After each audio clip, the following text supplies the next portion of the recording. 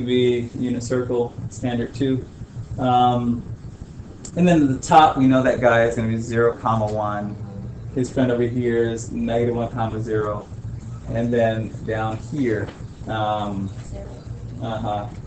so when you connect the dots to make it a circle, to make a student forget that they even knew that, they make it look like this thing right here, all of this, when really all this special big circle with all the colors is this little baby guy right here. And then they slice it up in as many slices as they could for a pizza. But what I'm trying to get you to see initially as you write it on your thing is there's certain points on this unit circle that you knew from a long time ago, and you could write in the coordinates. So let's see. Who had 90? Who had give 90 to? Just the back table? Yes. What are your coordinates for 90? 0 and comma. That little show a little. Did I just give you those little sheets? Show that one. No, I gotta find that one for you. All right. What you got, Marcos, for the 180? Figure 1, comma 0. And then Oswaldo for 270. 0, 1. No, 0, -1. 0, -1. And by putting those in, they'll say, hey David, what's the cosine of 0 degrees?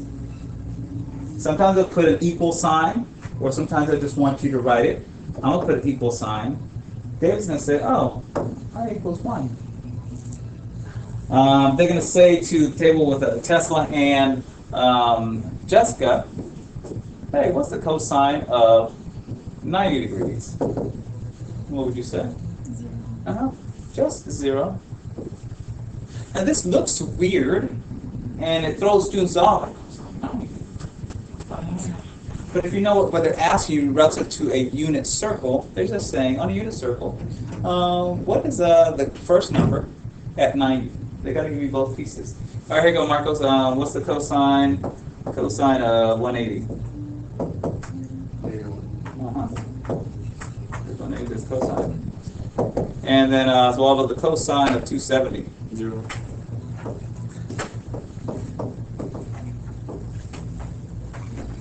So one, I hope you can feel that. Obviously, sometimes they're going to ask you for the sine of those, but I'm going to mess around with the sine because now I'm going to use radian. I'm going to turn 0 into a radian. I'm going to turn 90 into a radian. I'm going to turn 180 into radian. Same thing with 270. I'm going to ask you the question, but there's the other way they're going to write it. They're going to say something like, they're going to say in blue, David, what's the sine? Usually they don't mess around with the sine of 0 just because it's what's the word I'm looking for? It's 0, so I'm going to do it differently. No 360 and 0 at the same place, so I'm going to do, what's the sine of 2 pi? 0. Yeah. He says 0 because he knows basically say what's the y what's the y is what I'm looking for. The y is something of the ordered pair. But you got it right. Here we go. This one's for Tesla since you're at the table. Tesla, what is the cosine? Rather not the cosine, the sine of the second term in the ordered pair of pi over 2. You can't stop writing cosine. Equals what? 1. Because really I'm just asking, hey, out of these two guys, well, who's the second guy? We're just using another language, which is why I'm doing the vocabulary thing. Here we go. Let's see if we can get this last one so that when I start asking this question, not about these famous guys, you're going to get some in-between guys, and you're going to have to know how to answer them. Here we go. Sine of pi is 0. And then sine of 3 halves pi, or 3 pi over 2. Oswaldo? -1. Pi over 2 equals -1. If only this class was so easy that it was just learning new vocabulary. But who couldn't pick up the rhythm? The hard part of math oftentimes is we do the reference angles first, I'm going to write down, and you have it on your sheet, but I'm still going to have us write down. I'm going to write down the quadrant 2 items, but I'm not going to write them down for quadrant 3 and quadrant 4. At least not this moment, I'm not. Just so you can get the rhythm of the reference angles and how they're going to give you the answer. All right, let's get ready for it. It's on your paper. Now, because I've gotten a chance to teach it, it's in my memory, but I'm still going to ask for a little bit of help. Who should I ask for? There are 3 of them, 3 tables. Fine. I don't know. There's 4 tables. Oh, yeah, there are 4 tables, 3 items. So I'll do it by my hand so you can see me get my own answer without your help. What answer is he going to get with his left hand that he's going to teach you to do, which I guess I'll leave the sound playing even though they won't be able to see it. My left hand, I need to know the ordered pair for 30 degrees. Now the ordered pair, automatically, in terms of math, memorizing things, you do parts that you don't have to think about first. For example, they're both going to be fractions, and they're going to be over 2. You're going to need to know these, okay? So you're going to need to know 30, 45, and 60. They're way famous, okay? How am I going to know the cosine, what number goes on the top, and the sine? Don't say it, but I'm going to do it with my hand. The comma that you see here will be one of my fingers. The degrees on my fingers, this part you do have to memorize. It's almost like the letter L. Hope you can see this points up. He's 90 degrees. Hopefully you can feel that. Hopefully you can see my pinky is going to be 0 degrees. Now, I don't know who made this up, but it's the left-hand rule to memorize, okay, which one goes here. The ring finger is 30 degrees. The middle finger is 45 degrees. Hopefully you can see it. And the pointing finger is 60 degrees. I do have a handout that I'm going to give you in just a second after I do it the first time. So you can see, he got that by himself? Does he have memorized? No, he has a trick memorized. It goes like this. Hey, Thomas, what is the cosine of 30 degrees? Well, because it's 30 degrees, he bends the 30-degree finger. That's the second guy in line. If they ask him about 45 degrees, he'd bend the 45-degree finger. If they ask him, hey, what's the cosine of 60 degrees? He'd bend the 60-degree finger. Okay. What does he do once he has it bent? The numbers above the bent finger go above the first fraction. The numbers below the bent finger go after the comma. So there are 3 fingers bent above. So here, I'm going to put a 3. And the finger below the bent one, it's only 1. I'm going to put a 1. What do you do next? Technically, everybody on top starts out in a house. Radical 3. Radical 1. 3 just stays stuck. I don't know what the square root of 3 is, but it turns out the square root of 1 happens to be just 1. Square root of 1 is 1, and therefore, whenever they write this guy here, they never write him inside the house. I wish that they would put the 1 inside the house so students can see that it started off as a radical 1. Okay. I'm going to do the 45, and I'm going to ask you to do the 60. I'm going to do the 45, ask you to do the 60. Here it comes. 30, 45, 60. Hey, Thomas, what is the sine, cosine, and sine for 45? I bend it here. One thing he knows for sure, there are 2 fractions. They're always over 2. The other thing he knows for sure is inside the house, either it's a 1, a 2, or a 3. So when he bends his 45, on the top, gives me the first piece. On the bottom, gives me the second piece. And again, they all start out in the house. The only one that gets out of the house is number 1. One gets out of the house. Do me a favor, attempt to do 60. Give me the exact values, that's what these fractions are called, the exact values for the cosine and the sine of 60 using the finger method. There it is.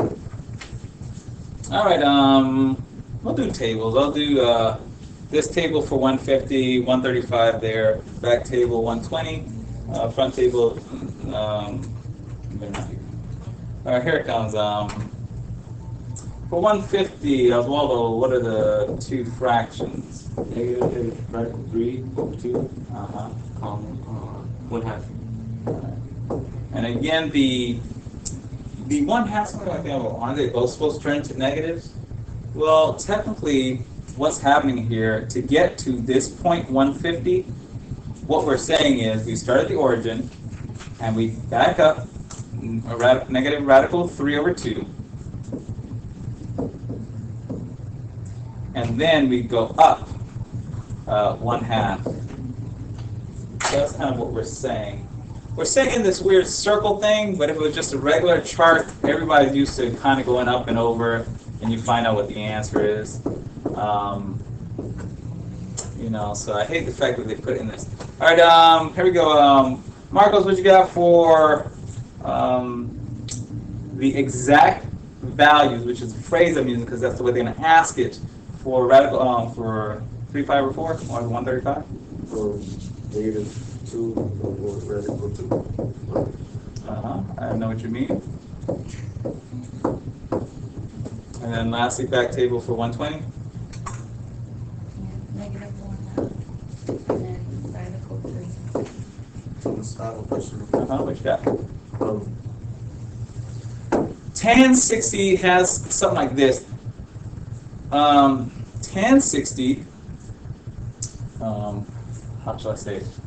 Technically, tangent is whatever I get for sine over whatever I get for cosine. That's what tangent is, the official thing for it. So when they ask for tan 60, technically what they're asking me for, though, first tell me what sine 60 is. And then tell me what cosine 60 is. And then put that answer over the second guy. I'll say it again. First find the sine of 60. Okay, sine of 60, here's 60. Sine is the second guy. He's a 3/2. Then say, okay, well, what's cosine of 60? Okay, that's a 1/2.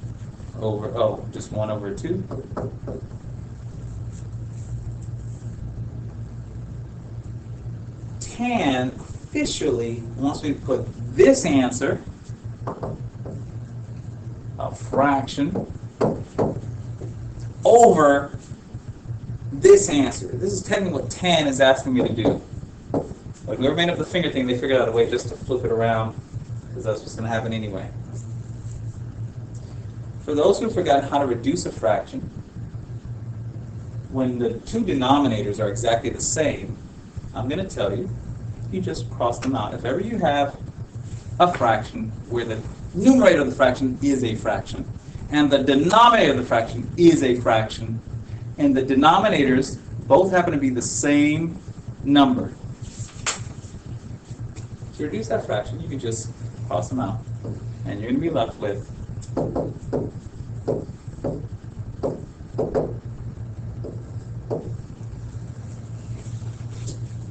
write that down, take a look at it, see how it feels. I'm going to do it with 30s now. Shoot. Dang it. Well, no, that gets two of them that I feel comfortable that they're good with it. All right, for cosine, which is top one, you're going to be radical 3, always over 2. The sine, I can see, could be just 1/2. That's how it begins. But hopefully you can see, if I were just flipping my fingers, when I flip them, the 3 is going to wind up on the bottom, and the 1 is going to wind up on the top. Hopefully you can see that. That's how it's going to be. So if I were skipping a step, I'd wind up with the radical 1 on the top and the radical 3 on the bottom. But of course, the 1 we never put inside the house. If it were 2, if it were 3, we'd put inside the house. Matter of fact, we're just going to do that. I almost want to accept that answer from you guys. That could be the final answer. On your paperwork, they're going to show something different. But technically what you're doing is sine 1/2 over radical 3/2. Hopefully you can see the 2's that get canceled out, leaving the 1 over the 3. Hopefully they can see that. Technically this is the answer here. The only problem with this answer, if you are super math people, is you can't have a radical in the denominator. How do you get rid of a radical in the denominator? I hate to even write this. what I'm about to do right now is enough to confuse math students. If you got here, I'd want to give it to you. It won't be on a standardized test, I know that. Here's what we're going to do. How do you get rid of the 3 from the bottom? You multiply it times itself. Whatever you do on the bottom, you do on the top. Either a vocabulary word if you rationalize. Think what rationalize means. Get the radical out of the denominator by multiplying it times itself. Here's the bottom. Radical 3 times a radical 3 gives you just a regular 3. It's like stinging magical. And then the top, 1 times a radical 3. That's the answer. Yeah, I'm so like sad about that or whatever about that. When you're finding the amplitude, the midline amplitude, it's kind of that halfway point between the top dot and the bottom one. So the 2 things I want you to now get ready to leave, because again, these 2 things in the last section, find the amplitude, that's 1 point. Midline, that's 1 point. This is the beginning and the end of the equation that you'll need to give me when they give you a real life picture like this one. So for me, I'm trying to figure out what's about halfway between the top and the bottom. And that's my midline. So like here, is there an exact answer? There probably is, but they're not trying to find out for me if you know the exact answer. They're just trying to see, can you put in a thing called the midline? Now, be careful that you know it's just the top of the mountain and the valley. In the picture to not fool you, but to make it more like real life, they just have everything. It's down below, whatever. What is it that I want from you? What number goes with the midline? So again, if I were doing it myself, I'd put a dot at the top of the mountain, find out what number that is. Well, I guess I don't need to know that number yet. The bottom of the mountain, find the number on the midline, and then from there, I could find the amplitude. I'm going to come around, walk around, see what you've marked. Because there are 2 answers that I want from you. One is A, the amplitude, like how much is from that midline to the top, and K. You want us to find the midline? The midline and the amplitude. But it doesn't have any numbers on the side. None at all.